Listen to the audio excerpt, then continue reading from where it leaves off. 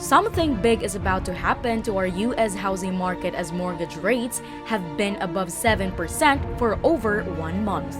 To start, this year rates were at 3.3%, so rates have been increasing big time so far this year. And on top of that, house inventory is more than 40% higher right now compared to the same time period last year. So, because of this, there are some big changes ahead in our housing market, and I'll share them here in today's video. Welcome to Stockology, where we'll be discussing something that will shake the housing industry. Keep watching and stay put. And don't forget to leave a like and subscribe at the end of the video. Again, I'll also be sharing the latest trends in home prices, inventory, price reductions, and more. So stay tuned.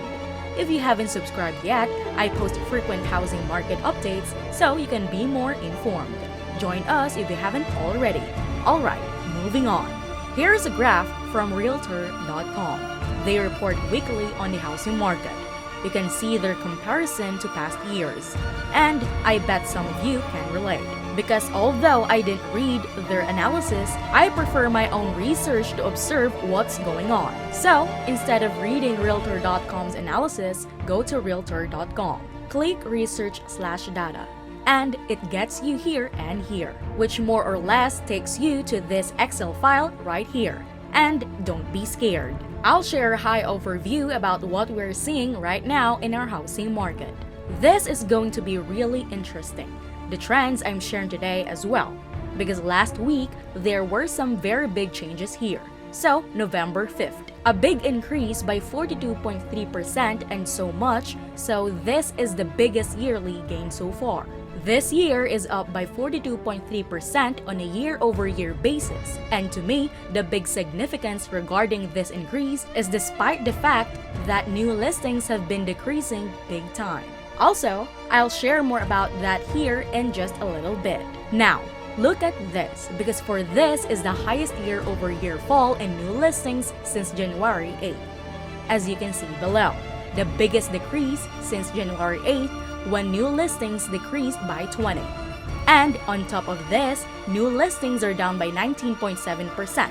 It is on par with what Redfin's reporting as well, because new listings according to Redfin for the 4 weeks ended November 6 are down by 17.5%. There were approximately 73,000 houses listed for sale during this time frame, but it's actually less than in the past several years. It is fewer than in 2019 and also 2021, and of course 2020 as well. So my personal biggest takeaway is housing inventory has been rising for 8 consecutive weeks. Also, it takes about 7 days longer to sell a house now than it did in 2021. However, this is a lagging indicator because it only includes houses that have already sold. According to altosresearch.com, the share of reduced price listings for the week ended November 4th was 43. In May, it was 21. It's important to note that even though the share has doubled in the past 6 months, it hasn't increased as much as it did before August. The pace has slowed since August of this year, and the share of reduced price listings has been slowing over the past couple of months. We may be seeing fewer overzealous home sellers, which is causing the growth rate of price reductions to slow. I wish I could show you data from 2016 and previously, but Realtor.com only gives weekly data from July 2017. Let's look at what we are witnessing now and how it compares to 2021 and 2017. Again, asking prices are up 11.7% this week. But this is substantially different from 2019, 2018, and 2017. We're asking prices, we're not increasing as much, so this is obviously recovered. Seeing gains in the range of 3 to 8%, which is obviously much lower than the WARE gains we're seeing right now. And the reason why we're seeing the number of reduced price listings increasing so much is because asking prices are still very high, and housing demand has been decreasing greatly. So, the housing supply was depleted in 2021 and 2020. But this year is the contrary. We've also noticed that's contrary now compared to 2021 and 2020. Because in 2021, it took 11 days faster to sell a house year over year. And in 2020, it took 14 days faster compared to 2019.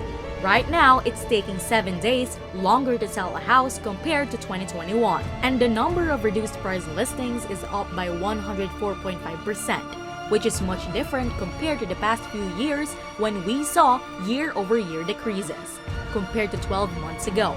This is causing a 34% decrease in buyers' purchasing power, which is decreasing home buying demand.